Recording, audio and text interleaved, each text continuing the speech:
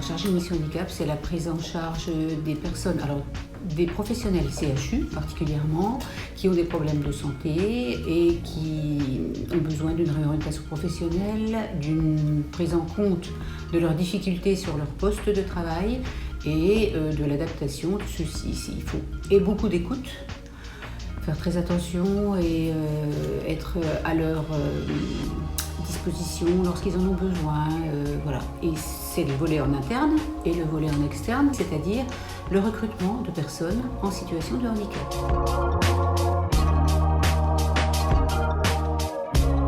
C'est la globalité de ce qu'on appelle le projet handicap au CHU qui a été mis en place depuis 2009 maintenant. On a, vous savez qu'on est soumis à l'obligation d'emploi de 6% de professionnels porteurs de handicap, donc on remplit notre obligation d'emploi bien sûr, on est à 6,50 aujourd'hui, mais les chiffres ne suffisent pas, je veux dire, derrière il y a l'humain, on recrute les compétences d'une personne, puisqu'on ne fait pas de discrimination positive. Donc on a un profil de poste avec bien défini, bien précis.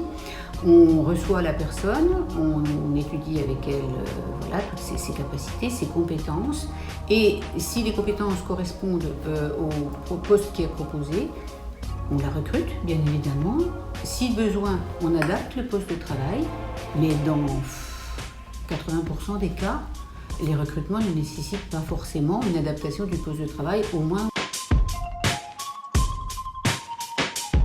La personne elle est reçue, on étudie son CV, ses compétences, le poste convient, on l'intègre, elle rencontre donc le cadre supérieur, le cadre de santé, ensuite on lui fait rencontrer l'équipe et s'il y a besoin d'une sensibilisation, on fait une sensibilisation générale à l'équipe pour qu'elle sache comment se positionner avec ce handicap-là. Parce que c'est pas évident pour la personne, mais c'est pas évident pour l'équipe non plus. Là aujourd'hui, on recrute sur des agents de nettoyage, sur du secrétariat médical et sur de l'agent de blanchisserie. Si la personne a besoin d'un matériel particulier, que ce soit une monobrosse ou un chariot de ménage beaucoup plus ergonomique ou des choses comme ça, on a la possibilité, via la prescription du médecin du travail, de faire l'acquisition de ce matériel.